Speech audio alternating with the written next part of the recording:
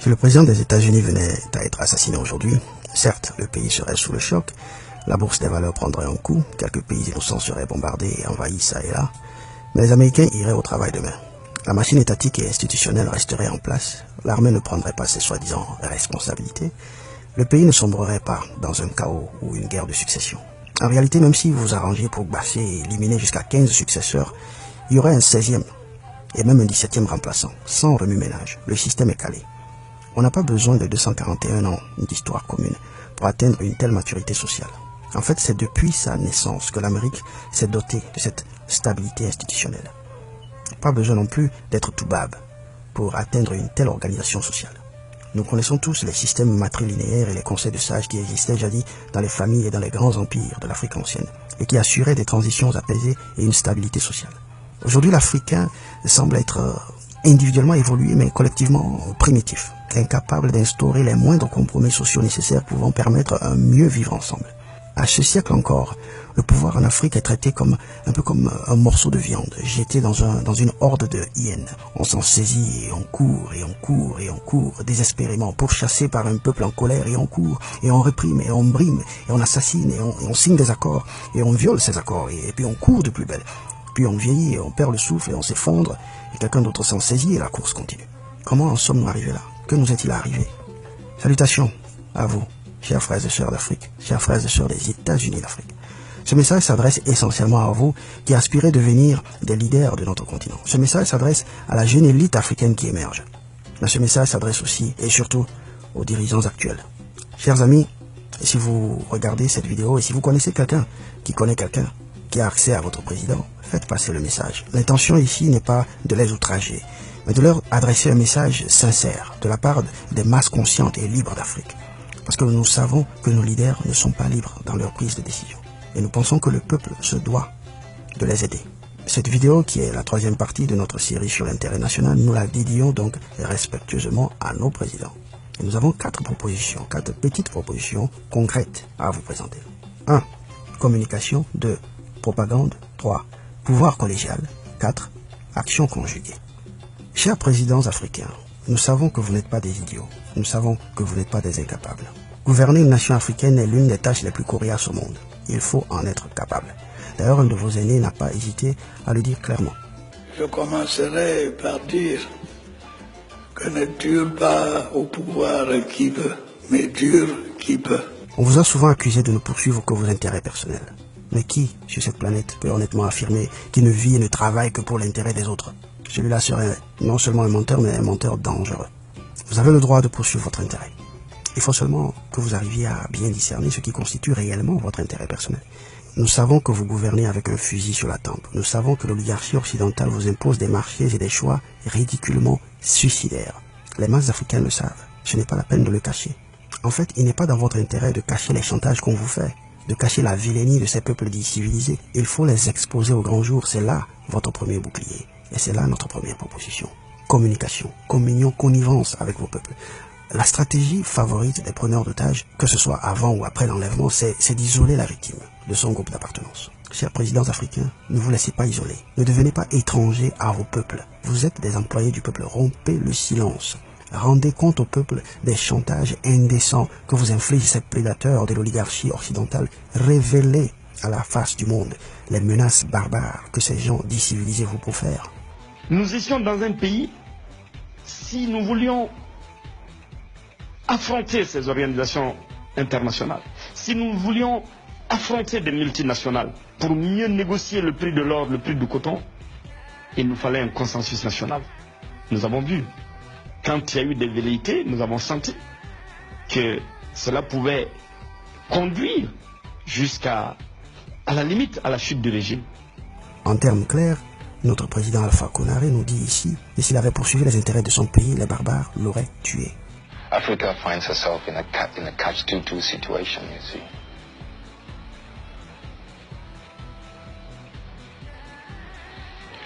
She better watch what she says here and there, or else you don't get that aid or that assistance, etc., etc.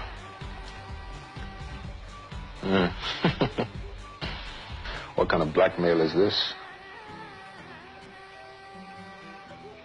And it's a painful thing for me sitting here to have to be making such admissions. But these are some of the truths, the hard facts, my dear. You know. Vous savez, moi j'ai l'habitude de dire que j'ai gouverné dans la douleur. Parce que j'ai passé mon temps à faire des ajustements. J'ai reçu un coup de téléphone de mon ami Michel Kandessu, directeur général du FMI. Ce coup de téléphone, je crois, a duré 2 heures de temps. On a commencé à parler sur un ton courtois, puis ensuite ça s'est durci. J'étais dans mes appartements du palais. Mon épouse qui allait et venait, à un certain moment, elle a senti que le ton se durcissait. Elle s'est assise pour prier. J'ai dit, mon mari a des problèmes. C'est assise pour prier. Et Michel Kandessu me disait, en résumé, Président, vous avez été très courageux, mais ça ne suffit pas. Il faut que tous ensemble, vous fassiez la dévaluation. Le 12 janvier 1994 à 0h, le franc CFA qui valait 2 centimes n'en vaut plus qu'un seul. Une dévaluation de 50% qui touche les 14 pays de la zone franc. Et voilà comment cette dévaluation tomba sur nous comme un décret divin. Il n'y eut aucune voie de recours, aucune résistance, aucune protestation contre les barbares, aucune représailles contre leurs intérêts sur le continent. Et on augmente toutes les choses à 100%. Et comment nous allons devenir? Vraiment, on essaie où mettre la tête, franchement. Ça ne veut pas de choses de nos autorités, ça vient de loin. Je ne sais pas ce qu'on va faire, ça sera difficile, quoi. On va faire avec. Au contraire, c'est encore contre nos présidents que nous nous sommes révoltés, que nous nous sommes rébellés. Et quand nos marmites ont commencé à se vider, c'est contre nos voisins que nous avons pris les machettes. Non mais l'Afrique doit mûrir un jour. Votre Excellence, M. Abdou Diouf, vous n'étiez pas obligé d'accepter ce chantage. J'ai le dos au mur. Si je ne le fais pas, peut-être qu'à la fin du mois, vous ne percevrez pas vos salaires, vous les fonctionnaires. Parce que je n'aurai pas les fonds que j'attends. Justement, Monsieur le Président, mais vous ne voyez pas qu'après 50 ans d'indépendance, bon, on va dire quoi, 34 ans au moment où l'affaire se passait, vous ne voyez pas qu'après 34 ans d'indépendance, qu'il soit un peu aberrant et honteux que nos simples salaires dépendent encore des dons de nos anciens colons? Pourquoi avons-nous osé prendre l'indépendance alors? Lorsque vous aviez 35 ans d'âge, Monsieur le Président, dépendiez-vous de vos parents? Tendiez-vous la main à vos parents pour les moindres de vos besoins? Bien sûr que non. Tout le monde le sait, c'est à 35 ans que vous êtes devenu Premier ministre de M. Senghor. C'est là un homme, un vrai. Un homme doit grandir, quitter la maison de papa et maman, s'instruire, pourrir dans les difficultés et les vicissitudes de la vie autonome, puis germer et produire des fruits. Et vous l'avez fait à l'échelle individuelle. Pourquoi l'Afrique ne le ferait pas vis-à-vis des colons? C'est vrai, on nous dira que 35 ans, c'est très peu dans la vie d'une nation. Qu'est-ce 40 ans dans la vie des peuples quand le monde compte des milliards d'années d'existence? Oui, mais pardonnez, papa au fouet. Juste à titre d'exemple, hein, vous savez à quel âge la nation américaine a décidé de rompre avec son ancien colon?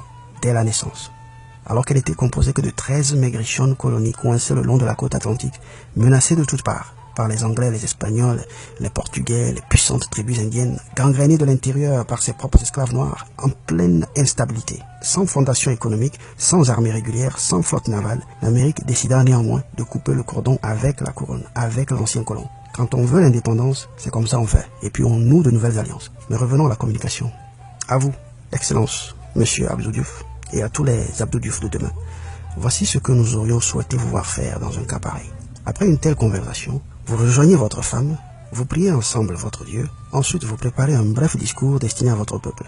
Le lendemain matin, vous larguez l'information, vous leur révélez le chantage qui pèse non seulement sur vous, mais qui pèse sur toute la nation sénégalaise, sur tout le peuple africain. Vous serez émerveillés par les sacrifices dont le peuple africain est capable.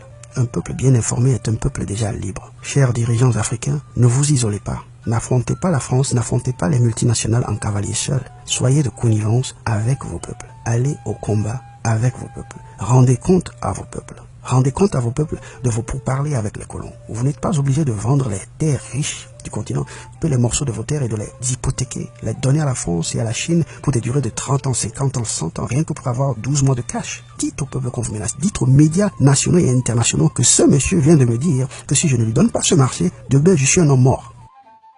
Lorsqu'un président de la République française interdit je suis tombé sur le dos quand j'ai entendu ça. Vous savez que l'Union africaine, qui était à l'époque présidée par son Excellence le président Obiang Bazogo de la Guinée équatoriale, avait, à propos de la Libye, avait une solution négociée à proposer.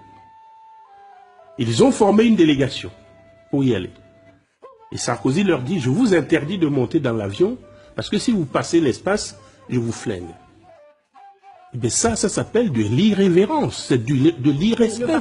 On ne parle pas comme ça à des pays qui sont souverains. Et qu'on voit la barbarie des gens civilisés. Le peuple sortira en masse, le peuple fera du bruit, et la diaspora fera l'écho. Le monde entier sera au courant et témoin de la barbarie des hommes civilisés. Ne l'oubliez jamais, le peuple est et sera toujours plus fort qu'un seul de ses fils. Mettez le peuple de votre côté. On nous dira, oui, c'est naïf, et ça va à l'encontre des règles de la diplomatie. Mais qu'on nous dise qui a établi ces règles de la diplomatie et à qui profitent ces règles. Si ça ne nous arrange pas, ça ne nous engage pas. C'est d'ailleurs ça, la morale de ces barbares. Deuxième point, la propagande. Très brièvement, cher président, nous ne voudrions pas abuser de votre temps précieux. Le point que nous voudrions faire ici, le voici.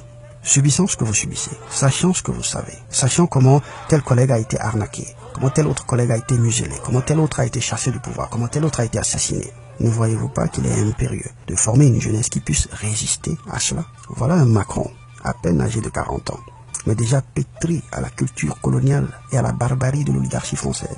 Le défi de l'Afrique, il est totalement différent, il est beaucoup plus profond, il est civilisationnel aujourd'hui. Il nous fera les mêmes chantages. Il envahira s'il faut envahir, il tuera s'il faut tuer. C'est ça la moralité des Bourgs. Il pérennisera l'héritage de De Gaulle. Et il le fera de manière plus audacieuse, plus vicieuse, parce qu'il est le fruit d'une évolution. Chaque génération est une évolution de la précédente, à condition qu'elle soit bien entendu conditionnée pour l'être. Chers dirigeants africains, que faites-vous pour conditionner notre jeunesse afin qu'elle fasse mieux que nous, afin qu'elle résiste mieux à nos prédateurs naturels? Il faut éduquer à la base. Il faut élever le niveau de pensée politique de nos peuples. Il y a une sorte d'élitisme mandarinal malsain que nous avons conservé depuis l'époque coloniale et qui consiste en ceci. Les rares illuminés veulent rester les seuls illuminés. Non, mes chers présidents, vous qui êtes en contact direct avec les turpitudes de la géostratégie mondiale, trouvez le moyen d'enseigner à vos peuples comment se défendre. Lorsqu'on voit M. Kémy Séba, devant des jeunes étudiants et élèves, dans des propos lourds d'informations et des analyses géostratégiques très avancées, on pourrait avoir l'impression qu'il prêche à des sourds. Mais erreur, il est en train d'élever leur niveau de pensée. Ces jeunes Africains qui écoutent Kémy Séba, ils ne possèdent peut-être pas les derniers portables et les tablettes de dernier cri, mais ils savent et comprennent que c'est le sang des enfants du Congo qui est versé dans ces gadgets. Aucun toubab ne pourra les convaincre de prendre des armes un jour contre leurs propres frères et contre leurs propres sœurs. C'est de cette propagande-là qu'il est question. Vous savez, en septembre 2016, invité en France à l'occasion des 40 ans du CERDI. Le CERDI, c'est le Centre d'études et de recherche sur le développement international. C'est là-bas qu'on forme les économistes africains. Genre, on envoie les joueurs d'ASEC d'Abidjan pour être formés par les entraîneurs de Ashanti Kotoko. Un truc comme ça. Bon, passons. Toujours est-il que son Excellence, monsieur Alassane Dramane Ouattara, a été invité là-bas c'était un ancien élève, donc invité pour commémorer les 40 ans de succès de cette grande école française. Un étudiant ivoirien ose lui poser une question sur un possible abandon de cette devise qu'est le franc CFA. Ah, mais le grand frère ne l'a pas loupé, hein. On ne discute pas des affaires monétaires sur la place publique. Si on muselle de la sorte un étudiant en masters, quel sort réserve-t-on aux centaines de milliers d'élèves et d'étudiants qui surpeuplent nos écoles en Afrique? Non, monsieur Ouattara, il faut élever le niveau de pensée de votre peuple. Il faut l'illuminer, il faut le renforcer, il faut le préparer aux stratégies géopolitiques du monde occidental. C'est tout aussi important que la construction d'un pont. C'est vrai, nous ne vous apprenons rien. Tout ce que nous disons, vous le savez. Nous savons que vous êtes conscient de tout ceci. Bref, pour tout ce qui permet l'épanouissement de l'être humain, nous sommes obligés, il faut le reconnaître, de nous adresser à nos anciens colonisateurs. Vous ne croyez pas que nous soyons conscients de cette triste situation? Nous voulons nous évader de cette situation-là et nous demandons à ce qu'on nous aide.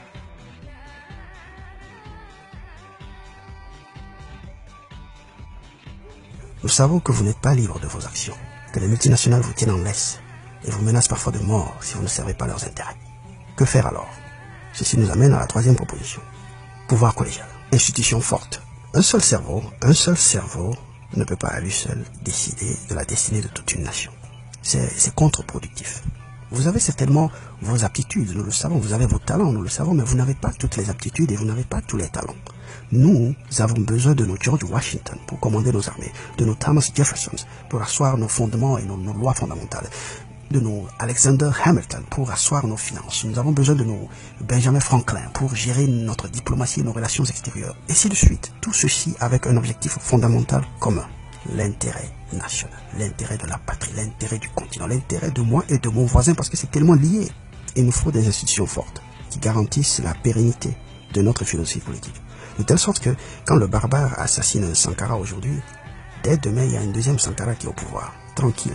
Sans remue-ménage, le même système continue, la même politique continue, la même idéologie continue. C'est la meilleure manière de décourager ces coups de force fomentés de l'extérieur. Les colons doivent savoir que c'est à tous nos peuples qu'ils ont affaire et non à une poignée de personnes. Et c'est ensemble que nous pouvons prendre ces mesures. Ce qui nous amène au dernier point, dernière proposition, action conjuguée, action groupée, unité, complicité sous-régionale, complicité régionale, complicité africaine. Si le Burkina refuse un marché parce que ça ne l'arrange pas, le Togo ne doit pas prendre ce marché. Le Bénin ne doit pas prendre ce marché. Le Mali ne doit pas prendre ce marché. Comme disait l'autre, on fait de la compétition ruineuse entre nous. Un pays africain accepte, refuse de prendre votre offre pour exploiter son pétrole, votre offre de 10%, il refuse. Vous traversez la frontière, un autre pays africain vous ouvre les bras, venez prendre. Pourquoi nous faisons des choses comme ça? Je voudrais que notre conférence adopte la nécessité de dire clairement que nous ne pouvons pas payer la dette. Même pas dans un esprit belliqueux, belliciste. Ceci pour éviter que nous n'allions individuellement nous faire assassiner. Si le Burkina Faso tout seul refuse de payer la dette, je ne serai pas là à la prochaine conférence. Par contre, avec le soutien de tous, dont j'ai besoin,